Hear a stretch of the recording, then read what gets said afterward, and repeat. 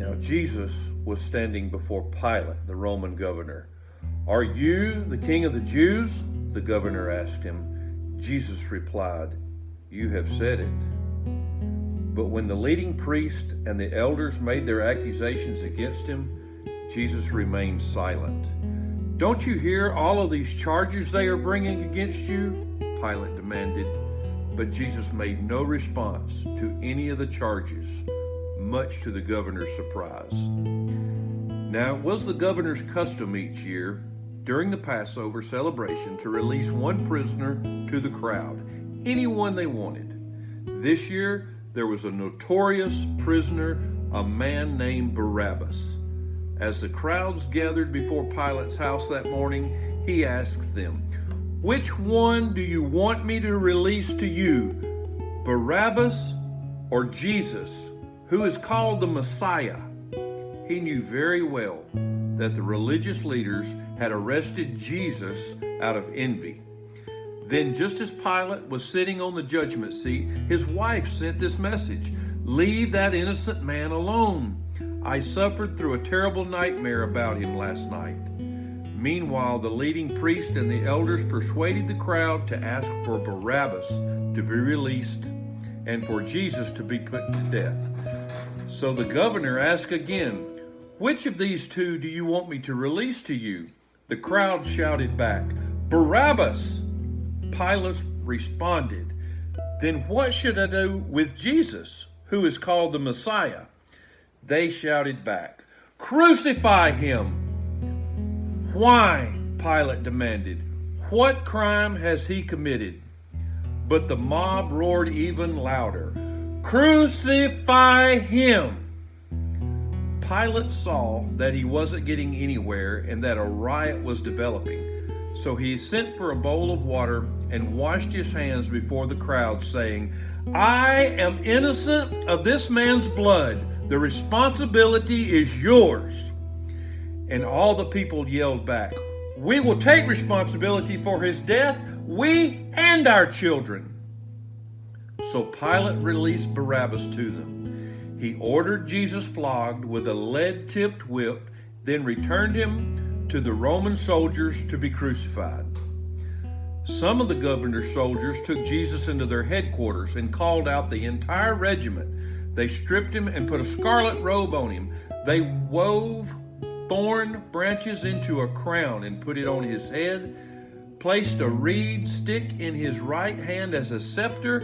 Then they knelt before him in mockery and taunted, "Hail, King of the Jews!" And they spit on him and grabbed the stick, struck him on the head with it. And when they were finally tired of mocking him, they took off the robe, put his own clothes on him again, and they led him away to be crucified. Along the way, they came across a man named Simon who was from Cyrene, and the soldiers forced him to carry Jesus' cross. And they went out to a place, Golgotha, which means place of the skull. The soldiers gave Jesus wine mixed with bitter gall, but when he had tasted it, he refused to drink it. After they had nailed him to the cross, the soldiers gambled for his clothes by throwing dice. Then they sat around and kept guard as he hung there. A sign was fastened above Jesus' head, announcing the charge against him. It read, "This is Jesus, the King of the Jews." 2 revolutionaries were crucified with him, one on his right and one on his left.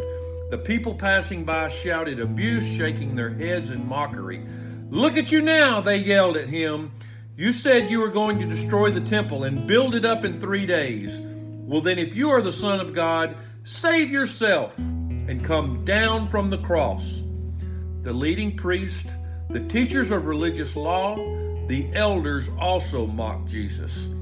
"He saved others," they scoffed, "but he can't save himself. So he is the King of Israel, is he? Let him come down from the cross right now, and we will believe him. He trusted God, so let God rescue him if he wants him. For he said, 'I am the Son of God.'" Even the revolutionaries who were crucified with him ridiculed him in the same way. At noon, darkness fell across the whole land until 3 o'clock. About 3 o'clock, Jesus called out with a loud voice, "Eli, Eli, lama sabachthani," which means, my God, why have you abandoned me?" Some of the bystanders misunderstood and thought he was calling for the prophet Elijah. One of them ran and filled a sponge with sour wine, holding it up to him on a reed stick so he could drink. But the rest said, "Wait, let's see whether Elijah comes to save him." Then Jesus shouted out again, and he released his spirit.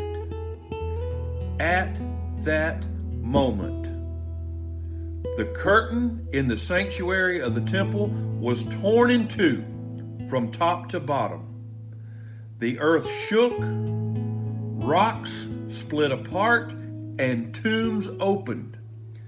The bodies of many godly men and women who had died were raised from the dead.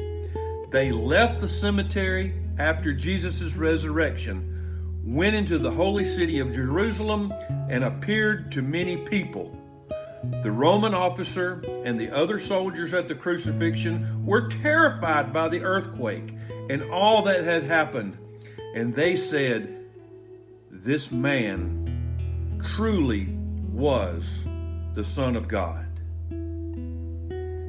And many women who had come from Galilee with Jesus to care for him were watching from a distance. Among them were Mary Magdalene, Mary the mother of James and Joseph, and the mother of James and John, the sons of Zebedee.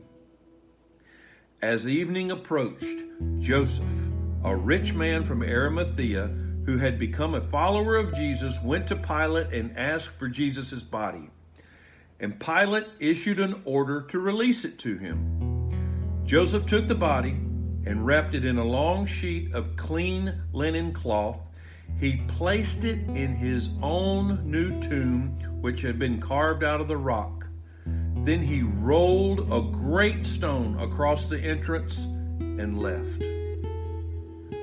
Both Mary Magdalene and the other Mary were sitting across from the tomb and watching.